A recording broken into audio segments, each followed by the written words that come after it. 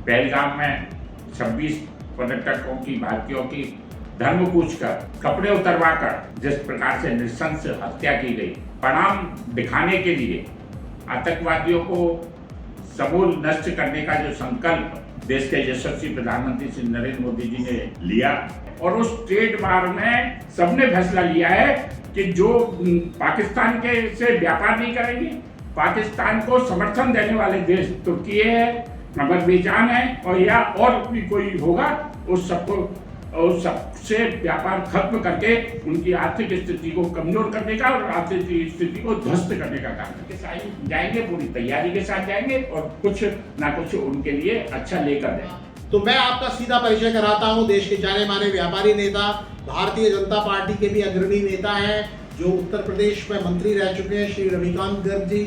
बहुत स्वागत कर रहा हूं सर मैं आपका। और मैं समझना चाहूँगा आपसे कि मुझे जो आपका अभी ग्राफ दिख रहा है कि आप एक दिन लखनऊ में होते हैं, दूसरे दिन अमेठी में तिरंगा यात्रा में शरीक होते हैं, और फिर वृंदावन में अभी आप यात्रा में हिस्सा लेने के बाद आए हैं। मैं आपसे समझना चाहता हूं कि ऑपरेशन सिंदूर तो ओवर हो गया, तिरंगा यात्रा, इसका क्या मकसद और क्या रेस्पॉन्स आपको जनता के बीच में मिल रहा है? ऑपरेशन सिंदूर भारत के लिए एक ऐसा अभियान सिद्ध हुआ है जिसने सारे देश की जनता को, हर वर्ग, जाति और धर्म के लोगों को एक धागे में पिरोने का कार्य किया है। ऑपरेशन सिंदूर आतंकवादियों के सफाई के लिए प्रारंभ हुआ। 22 अप्रैल को जो दुर्दांत घटना पहलगाम में 26 पर्यटकों की, भारतीयों की धर्म पूछकर कपड़े उतरवाकर जिस प्रकार से नृशंस हत्या की गई, उसका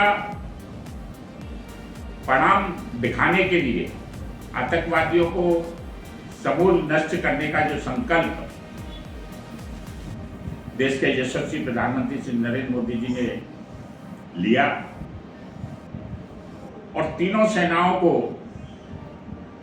जो खुली छूट उन्होंने दी, उस खुली छूट के माध्यम से तीनों सेनाओं ने जो अपने जौहर का प्रदर्शन किया, ऑपरेशन सिंदूर के माध्यम से जिस प्रकार से आतंकवादी अड्डों को समाप्त करने का कार्य किया गया, 100 किलोमीटर से भी अधिक अंदर घुसकर पाकिस्तान में उन अड्डों को, आतंकवादी अड्डों को समाप्त किया, 100 से अधिक आतंकवादियों को ढेर किया। साथ में और फिर उसके बाद भी पाकिस्तान के दुर्दांत शासन में बैठे हुए लोग, फौज में बैठे हुए लोगों ने आतंकवादियों को समाप्त करने की घटना, जो उसकी की चेतावनी पहले से ही भारत ने दे दी थी, हमारे देश के प्रधानमंत्री, रक्षा मंत्री, विदेश मंत्री सभी ने दे दी, गृह मंत्री, परंतु उसके बावजूद जिस प्रकार से आतंकवादियों के साथ पाकिस्तान पूर्व से खड़ा रहा है, उसी प्रकार से सारी सरकार, पाकिस्तानी सरकार और सारी फौज के अधिकारी खड़े नजर आए। उन्होंने उनकी शव यात्रा में, जनाजे में भाग लिया, उनको सलूट किया, उनको सलामी दी गई, आधिकारिक रूप से सलामी दी गई। यह बर्दाश्त से बाहर था। और उसके बाद फिर भी जबकि भारत की सेनाओं ने, भारत के नेतृत्व ने किसी सिविल को, किसी फौज के अड्डे को निशाना नहीं बनाया, परंतु पाकिस्तान के रहनुमाओं ने, पाकिस्तान के फौजियों ने, पाकिस्तान की सेना के शिखर के लोगों ने और पाकिस्तान में के शासकों ने उसको पाकिस्तान पर हमला माना, और उसके विरोध में उन्होंने जो आक्रमण करने के लिए एक साथ 600 ड्रोनों से हमला भारत पर किया जाना, और उन 600 के 600 ड्रोनों को धराशायी करके और फिर 13 एयरबेसों पे हमला करके 11 एयरबेस को बिल्कुल ध्वस्त कर देना, यह भारत की सेना का, तीनों सेनाओं के पराक्रम का एक विशेष अवसर था। उसको सलाम करने के लिए तिरंगा यात्रा सभी को एक जिस प्रकार से बांटने की कोशिश विभिन्न राजनीतिक नेता और दलों ने जाति और धर्म के आधार पर, क्षेत्र के आधार पर बांटने की कोशिश लगातार की है, उस सबको एक धारा में पिरोने का काम इस ऑपरेशन सिंदूर ने, और उस ऑपरेशन सिंदूर के वीर जवानों को, वीर सैनिकों को, सेना के तीनों अंगों को सलाम करने का काम, और उसमें जो महिलाओं ने अपना जौहर दिखाया, सेना में भी महिलाओं ने अपना जो जौहर दिखाया वीरांगना बनकर, उनको सलाम करने के लिए। और मैं भारतीय उद्योग व्यापार मंडल के नेतृत्व में देश के व्यापारियों ने, देश के उद्यमियों ने ये तय किया है कि एक युद्ध तो सेना ने लड़ा है, दूसरा व्यापारिक युद्ध हम लड़ेंगे। आज विश्व में ट्रेड वार होने की स्थिति पैदा होगी, उस ट्रेड वार में भारत के हितों की सुरक्षा करने के लिए भारत का व्यापारी, भारत का उद्यमी, भारत का स्टार्टअप एमएसएमई और बड़े उद्योगपतियों से लेकर छोटे पटरी दुकानदार तक जो 10 करोड़ लोगों को जोड़ने का काम हम भारतीय उद्योग व्यापार मंडल के बैनर तले कर रहे हैं, सभी का समर्थन भी है। और उस ट्रेड वार में सबने फैसला लिया है कि जो पाकिस्तान से व्यापार नहीं करेंगे, पाकिस्तान को समर्थन देने वाले देश तुर्की है, अजरबैजान है, और या और भी कोई होगा, उस सबसे व्यापार खत्म करके उनकी आर्थिक स्थिति को कमजोर करने का और आर्थिक स्थिति को ध्वस्त करने का काम करें। रविकांत गर्ग साहब, आपने बहुत अच्छी बात की, ट्रेड को लेकर आपने बात की, और मुद्दा आप वहां ले आए जहां पर आपने विपक्ष की बात की थी। जो सीज फायर का ऐलान हुआ, डोनाल्ड ट्रंप ने सबसे पहले उसकी जानकारी दी, और डोनाल्ड ट्रंप साहब अमेरिका के राष्ट्रपति हैं जिनका आपने नाम नहीं लिया, वो पाकिस्तान के साथ भी व्यापार करने की बात कर रहे हैं कि पाकिस्तान के साथ व्यापार करेंगे, इंडिया के साथ भी व्यापार करेंगे। 7 बयान दे चुके हैं, जिसमें से केवल एक बार उन्होंने कहा कि उन्होंने मीडिएशन नहीं किया था, केवल समझाने का काम किया था। बाकी 6 बार उन्होंने कहा कि हमने ही ये सीज फायर कराया, और वो पाकिस्तान के साथ खुलेआम कह रहे हैं कि हम व्यापार करेंगे। आपने चाइना का नाम भी नहीं लिया। विपक्ष भी सवाल कर रहा है लगातार, और जैसा आपने कहा कि जोश व्यापारियों में भी दिखा, आपने महिलाओं की बात की, उनमें जोश दिखा, जोश आम पब्लिक में आपको भी तिरंगा यात्राओं में दिख रहा है, जिसका आपने बहुत ही अच्छा वर्णन किया अभी। तो आखिर ये ट्रेड क्या आप अमेरिका से भी रोकने जा रहे हैं, आप क्या चाइना से भी रोकने जा रहे हैं, या केवल आपने 2 देश तुर्की और अजरबैजान जिनका आपने नाम लिया उस लाइन पे जा रहे हैं? और विपक्ष की भी आपने बात की, तो वो लगातार ये सवाल उठा रहे हैं कि आखिर बीच में ही आपने क्यों रोक दिया, सीज फायर क्यों कर दिया? जैसा आप बता रहे हैं कि जोश बहुत था, कई लोग कह रहे हैं इस बार तो पीओके को भी ले लेना चाहिए। विकसित राष्ट्र बनने की ओर आगे बढ़ रहा है, और भारत को विकसित राष्ट्र बनाना है, तो हम अपनी शर्तों पर, अपने उद्देश्यों के लिए, अपने विजन को तय करके, अपने लक्ष्य को तय करके कार्य करेंगे, तभी भारत विकसित राष्ट्र बनेगा। उसकी विकसित राष्ट्र की बुनियाद में अगर अशांति आएगी, विकसित राष्ट्र की बुनियाद में अगर किसी भी प्रकार की अनीति आएगी, तो निश्चित रूप से उस पर क्वेश्चन मार्क लगेगा। इसलिए, और चूंकि भारत का व्यापार बढ़ेगा, भारत का उद्योग बढ़ेगा, आत्मनिर्भर भारत बनेगा, तभी विकसित राष्ट्र बनेगा। नहीं, तो ये तो हम समझ गए, आप मुद्दे की बात बताइए ना, सीधा जवाब दीजिए। मैं सीधा ही जवाब दे रहा हूँ।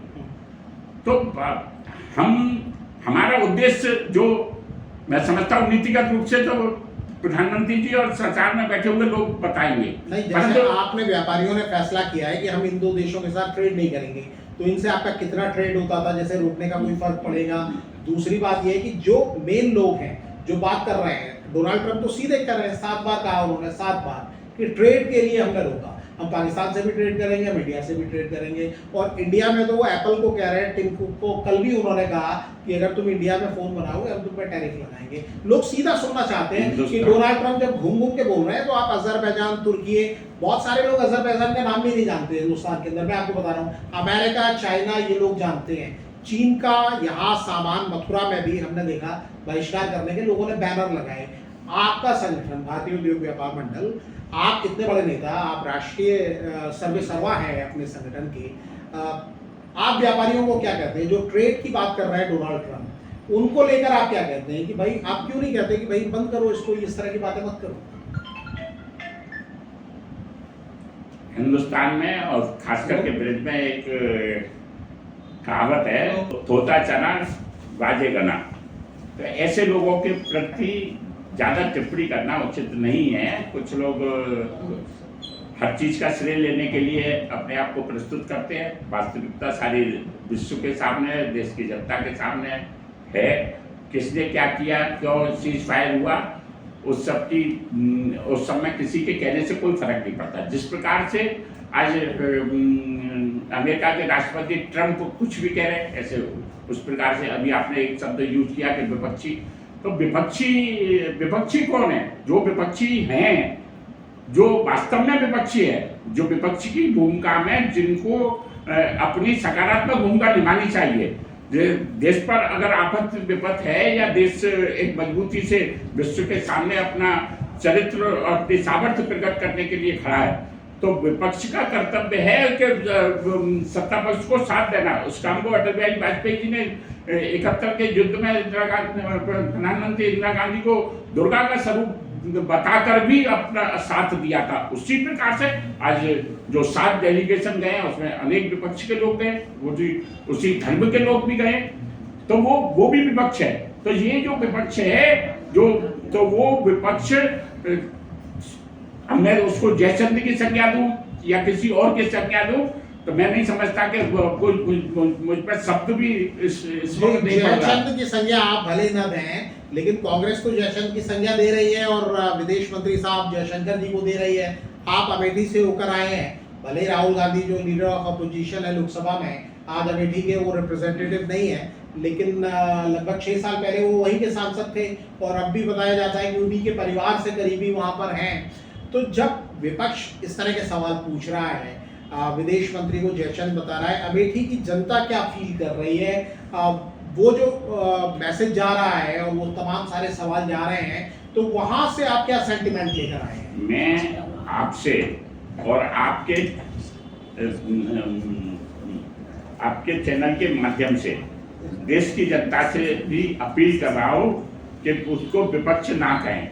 जिनको जनता से दुत्कारे हुए, जनता के द्वारा नकारे हुए कुछ लोग हैं जो सत्ता प्राप्ति के लिए या नरेंद्र मोदी जी को सत्ता से हटाने के लिए तड़फड़ा रहे हैं, मछली की तरह तड़फड़ा रहे हैं, वो कुछ लोग हैं जो इस तरह के सवाल उठा रहे हैं। बाकी विपक्ष भी भारत की सेना के साथ और भारत के नेतृत्व के साथ है।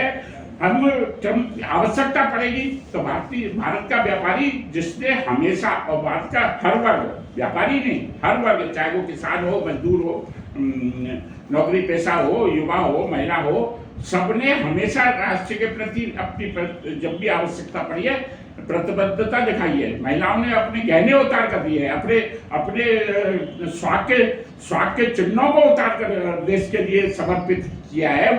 वो सब चीज भी मुझे स्मरण आती है 62 के युद्ध में, 65 के युद्ध में। तो इन लोगों के माहौल को खराब करने के लिए या विदेशी एजेंट बनकर जिस प्रकार से पाकिस्तान की भाषा या विदेशी मतलब शत्रु देशों की भाषा को बोलने का काम जो कर रहे हैं, वो विपक्षी, मैं तो उनको विपक्षी नहीं मानता और विपक्षी की पार्टी का नहीं मानता। वो तो अपने आप में स्वार्थी है और स्वार्थ के लिए वो सब कर रहे हैं।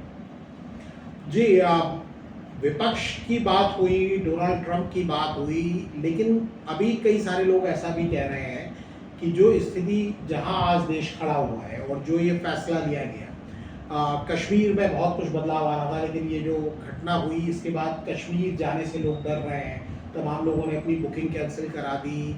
आपको क्या लगता है कि ये जो स्थिति है, क्योंकि एक तनाव का माहौल पूरे देश में भी बन गया, जोश है, उत्साह है लोगों के अंदर और वो चाहते थे कि एक्शन कुछ और बड़ा होता, लेकिन वो सीज फायर हुआ। उसके बाद आपको क्या लग रहा है कि ये नॉर्मलसी आने में, सब कुछ सामान्य होने में कितना टाइम लगेगा? क्योंकि पाकिस्तान की फितरत तमाम लोग जानते हैं कि पाकिस्तान चाहे माफ़ी मांगे या कुछ करे, कुछ दिनों के बाद ही ये घटना करता है। तो इसका आपकी नज़र में या व्यापारियों की नज़र में क्या सॉल्यूशन हो सकता है? पहलगाम की जो घटना 22 अप्रैल को हुई, उस जम्मू कश्मीर क्षेत्र में हो रही प्रगति, व्यापारिक विकास और वहां के लोगों का जनजीवन जो आगे बढ़ रहा था, उनके जनजीवन में जो सुधार आ रहा था, जिस प्रकार से उनकी आर्थिक स्थिति मजबूत हो रही थी, उस पर हमला हुआ है।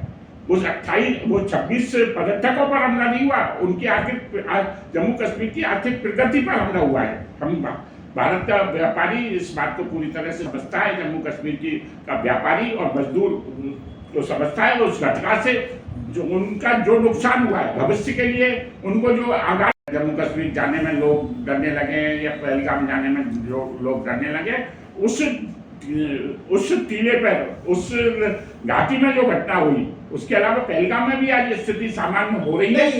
कई लोग ऐसे हैं जैसे रघुराज प्रताप सिंह राजा भैया, उन्होंने तो बकायदा सोशल मीडिया पर पोस्ट करके कहा कि आप कश्मीर मत जाइए, आप इनको पैसा देते हैं, और वो आपने भी देखा होगा इस तरह के बायकाट की तमाम तरह की अपीलें हुई हैं। मैं उसको लेकर कह रहा हूँ क्योंकि आपका फीलिंग भी इसी तरह की, आपकी फीलिंग भी है कि जम्मू कश्मीर नहीं जाना चाहिए, उनका बहिष्कार करना चाहिए वहाँ के, क्योंकि आप जानते हैं कि वहाँ पर बहुत सारे जो अधिकांश जिनके होटल्स हैं या जो हाउस बोट चलाते हैं या फिर शिकारा चलाते हैं, वो सब मुसलमान हैं। एक इस तरह का भी नैरेटिव बनाने की कोशिश की गई। एक व्यापारी नेता होने के नाते, भारतीय जनता पार्टी के प्रमुख नेता होने के नाते आपकी फीलिंग क्या कहती है?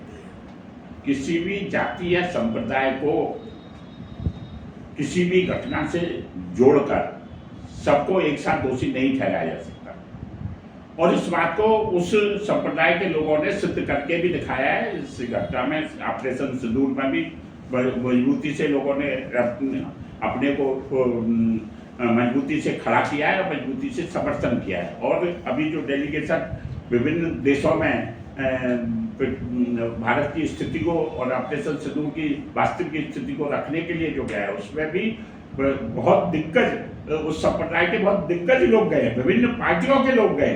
तो और ना हमारी ये सोच है, अभी आपने कहा कि आपकी भी ये सोच है कि बाइकाट करना चाहिए, मैं बिल्कुल बाइकाट की बात नहीं कर रहा। मैं तो कह रहा हूँ कि सामान्य स्थिति हो रही है। वहाँ के जो हमला हुआ वो व्यापार पर हमला हुआ है, वहाँ की प्रगति पर हमला हुआ है, वहाँ के लोगों की जिंदगी को बढ़ते हुए रोकने के लिए हमला हुआ है। तो उसमें हम सब लोग सहायक बनकर उनकी जिंदगी को और बेहतर बनाने के लिए कार्य करें। यह समय की आवश्यकता है, क्योंकि हम किसी को तोड़कर कभी ना शांति ला सकते हैं और ना प्रगति ला सकते हैं। प्रगति और विकास सबको जोड़कर ही होगा। इसी नीति पर प्रधानमंत्री श्री नरेंद्र मोदी जी चल रहे हैं। बिल्कुल सही बात है आपने, और कई लोगों का आपने बात किया। सदुद्दीन ओवैसी साहब मुझे याद आते हैं, वो भी डेलीगेशन का हिस्सा हैं और बड़ी तारीफ। सलमान खुर्शीद गए हैं, सलमान खुर्शीद साहब है, लेकिन ओवैसी साहब बड़े वोकल रहे इस मामले को लेकर। भारत के पक्ष को दुनिया के सामने वो इस डेलीगेशन के पहले भी रखते रहे और उनकी बड़ी तारीफ इस दौरान हुई। तो मैं ये समझना चाहता हूँ, जो आप एकता का संदेश दे रहे हैं और इस एकता के संदेश की आज शायद सबसे ज़्यादा ज़रूरत है। भारतीय जनता पार्टी के कुछ नेताओं ने तो अपने बयानों के लिए माफ़ी मांगी है, मैं उन्हें यहाँ दोहराना नहीं चाहता क्योंकि ये वो सही भी नहीं होगा। लेकिन मैं ये समझना चाहता हूँ कि जो लोग बायकाट कर रहे हैं कश्मीर का, मैं तो कई बार कश्मीर गया हूँ और मैं चाहता हूँ कि हिंदुस्तान का सबसे अच्छा हिस्सा है, हम उसका बायकाट कैसे कर सकते हैं। तो क्या आप लोगों का ऐसा कोई प्लान है, क्योंकि आप हर जगह जा रहे हैं, तिरंगा यात्रा निकाल रहे हैं, आप राष्ट्रीय सर्वेसर्वा है अपने संगठन के, तो आपका भी क्या कोई कश्मीर जाकर कोई मैसेज देने का प्लान है आज या आगे? कश्मीर का बायकाट करने की बात मेरे ध्यान में या संज्ञान में तो नहीं है। मैंने आपको बताया रघुराज प्रताप सिंह राजा भैया आपकी पार्टी के सपोर्टर भी रहे, और भी ऐसे तमाम लोगों का आप कहेंगे तो मैं आपको निकाल के दे भी सकता हूँ। ठीक है, राजा भैया कुछ भी हो सकते हैं, पर राजा भैया आजकल अखिलेश जी की और राहुल जी की भाषा को ही बोल रहे हैं। अब मैं किसी के व्यक्तिगत बात पे नहीं जाता, मैं तो एक सिद्धांत तय बात कह रहा हूँ कि कश्मीर को, पूर्वोत्तर राज्यों को, सीमावर्ती क्षेत्रों को मजबूत बनाना है, उनके वहाँ के रहने वाले लोगों को मजबूत बनाना है। इसी नीति पर सरकार काम कर रही है और इसी नीति पर व्यापार की संभावनाएं ना बढ़ेगी, व्यापार का ग्राफ वहाँ बढ़ेगा, तो निश्चित रूप से लोग मजबूत होंगे। हम उसको करने के लिए पूरे संकल्पबद्ध हैं और उस काम को करने के लिए जो भी आवश्यकता होगी उसकी योजना बनाकर अगर कश्मीर जाना होगा तो कश्मीर भी जाएंगे लोगों को प्रेरणा देने के लिए। कि अभी चूंकि यहाँ से लोगों को कश्मीर जाना है तो इसलिए यहाँ से ही प्रेरणा देना ज़्यादा आवश्यक है। कश्मीर जाने की जब आवश्यकता होगी तो हम जाएंगे, पूरी डेलीगेशन के साथ जाएंगे, पूरी तैयारी के साथ जाएंगे और कुछ ना कुछ उनके लिए अच्छा लेकर जाएंगे। बहुत आभार सर, आपने बहुत विस्तार के साथ अपनी बात रखी और ये जो फीलिंग है, इस फीलिंग को आप भी महसूस कर सकते हैं अगर आप सड़क पर निकल जाएं। जिस तरह से हमारी सेना ने शौर्य दिखाया है, वो हर आदमी को जो विश्वास है अपनी सेना पर, अपने सेना के जवानों पर, अपने अधिकारियों पर और नेतृत्व पर भी, क्योंकि सेना को खुली छूट देना भी जरूरी था। तो सवाल उठाना बड़ा आसान है, लेकिन ऐसे नाजुक मोड़ पर जब आपका देश प्रगति कर रहा है, उसने इतना बड़ा हमला झेला है और उसके बाद अगर आप अपने देश के पीछे, तिरंगे के नीचे खड़े नहीं हो सकते तो फिर आप क्या कर सकते हैं, इसका जवाब आपको खुद देना है। रविकांत जी, आप लगातार इस अभियान में लगे हुए हैं, लोगों को जगा रहे हैं, आपका बहुत आभार, शुक्रिया। मैं तमाम लोगों को, कैपिटल हेडलाइंस देखने वालों की तरफ से आपको आभार व्यक्त करता हूं और मैं चाहूँगा कि आप जैसे नेता जो समाज को न केवल संदेश दे रहे हैं बल्कि एक साथ लाने की कोशिश कर रहे हैं, उनकी बड़ी ज़रूरत है, न कि ऐसे नेताओं की, चाहे वो किसी भी पार्टी से हो, जो इस समय ऐसे बयान दे रहे हैं कि जिसके लिए उन्हें माफ़ी मांगनी पड़ रही है या दिल में कहीं ना कहीं पछतावा हो रहा है कि वो भारत के साथ बोल रहे हैं या भारत के खिलाफ बोल रहे हैं। सर, आपका एक बार फिर बहुत शुक्रिया, आभार, नमस्कार। मेरा भी आपके चैनल के माध्यम से आपके प्रति, आपके सभी प्रबंधकों के प्रति आभार है कि आप जब भी कोई मुद्दा लेकर आते हैं तो देश हित का मुद्दा लेकर आते हैं, समाज हित का मुद्दा लेकर आते हैं। जब आपने दिल्ली प्रदेश में अपने चैनल के माध्यम से, वो अद्वितीय है। मैं आप जैसे सेना को सलूट कर रहा हूँ वैसे आपके चैनल को भी सलूट करता हूँ। थैंक यू सर, बहुत बहुत आभार, नमस्कार, धन्यवाद।